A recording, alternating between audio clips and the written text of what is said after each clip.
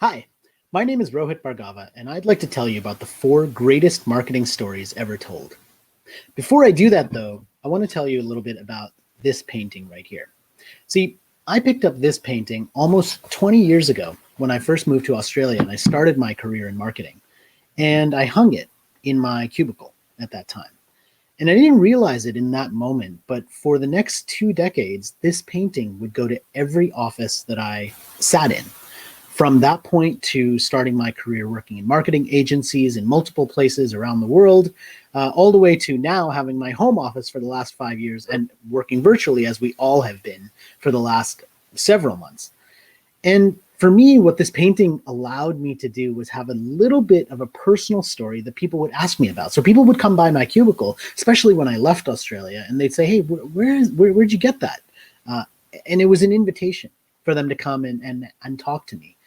And early on, I realized that the power of storytelling wasn't just for marketing. It was amazing to be able to connect with all of these people that I was working with. And so stories have been a big part of what I've done for that period of time. And through that time, I've really started to look backwards in history as to the power of stories for marketing.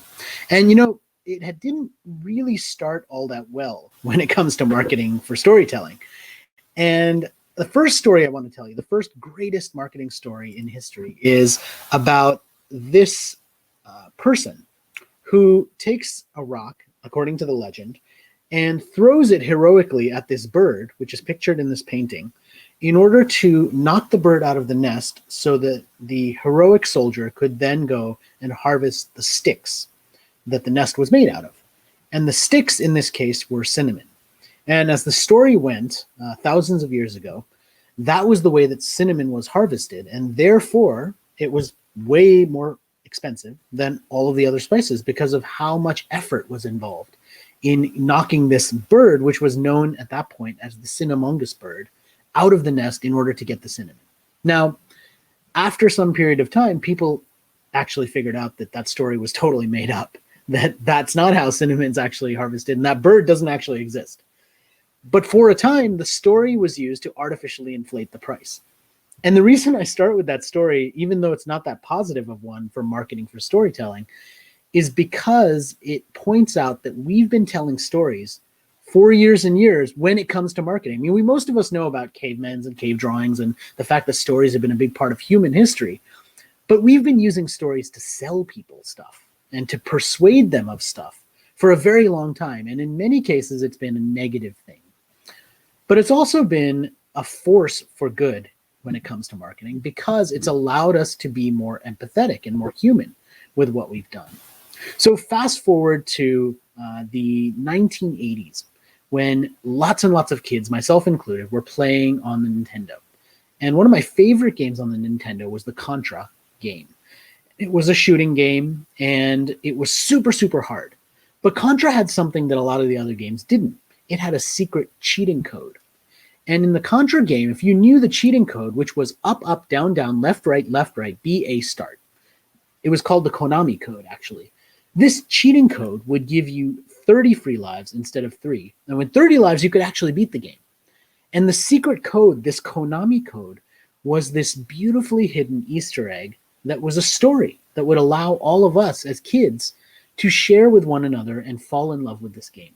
It would have been super easy for them to say, look, if you want to beat the game, just practice harder, play more often, go to the arcade or play at home and just work harder. But they didn't do that. They added these 30 lives and it became this story that we could tell. And years later, I still remember that game as one of my favorite games in the world. An amazing marketing story and choice that Konami made when they made that game. The third story I want to tell you is one of an interesting hotel in Europe called the Hans Brinker Budget Hotel, which has used a very inventive form of marketing for the last multiple decades, 2 decades, saying, don't ask me to take you to the Hans Brinker Budget Hotel. Many of their posters say the Hans Brinker Budget Hotel. It can't get any worse, but we'll do our best. This hotel, a hostel basically, was before the pandemic always full. And the reason it was always full was because people who were traveling, especially backpackers, were not searching for the most luxurious place. They couldn't afford that anyway. What they did want was the best story. And what better story to talk about than being able to stay at the world's worst hotel, one that tries really, really hard to make it terrible. One of the other marketing pieces said it was directly above an abandoned mine shaft in terms of like a desirable place to stay. And yet people wanted to stay there because of the story. The story was so powerful that they would choose that instead of finding a more comfortable place. And it worked. It worked so well that they actually published a book that's about this thick, full of all of their posters and all of their inventive marketing, talking about how they're the worst hotel in the world. Do you want to be the worst in the world at something? No, probably not. But guess what? When you compete for that, there's really not any competition because nobody else is trying for it. And what ends up happening is if you can offer a decent experience, which they do, and talk about it in a very unique way, which they also do, your story can stand out and your marketing can stand out as a result. The last example I want to share with you is perhaps a little bit self-serving, but it comes from the launch of my last book, which came out in January, called Non-Obvious Megatrends. And one of the biggest challenges we had with promoting this book was that we wanted to get a huge wave of support from independent bookstores across the United States for the book. So we decided to launch a very inventive scavenger hunt.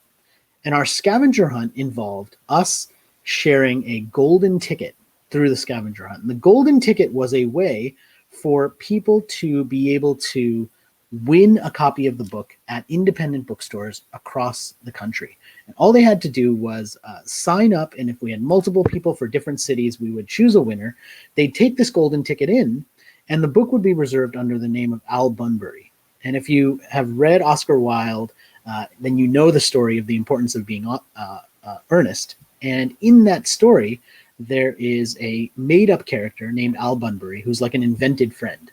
And all the characters in the book, in the play, go to see Bunbury anytime they needed time away from their whole family or all of their obligations. They say they're going to see Bunbury, who's their fake friend. It's actually called Bunburying in the book. And so when we held all of these books for all of these people in more than 100 bookstores across the country and Alaska, we needed a name to hold it under. And so we chose to hold it under Bunbury. That choice and the whole golden ticket promotion really awakened the imagination of all of these bookstores. They loved the engagement that they had with all the people who were coming into the store who may not have come in otherwise. The people started posting on social media, and we created this really beautiful, inventive campaign around the launch of the book that really, really worked.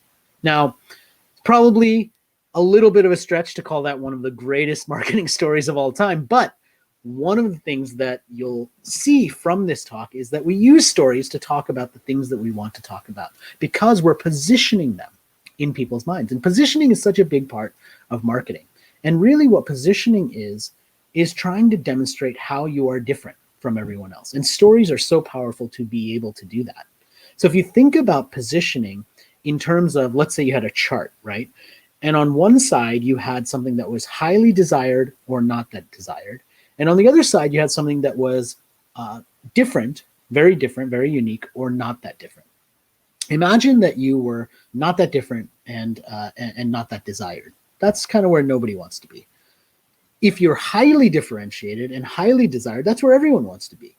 But the other two places, like that's the challenge when you think about this chart. Like, do you want to be highly desired but not different, which is ordinary, or do you want to be just very different, but nobody wants it, in which case you're weird.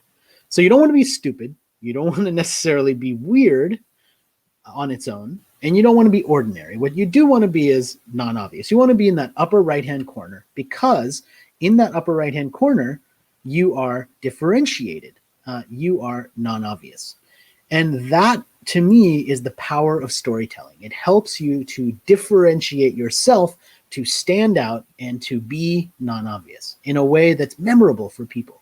That's the power of using stories for marketing.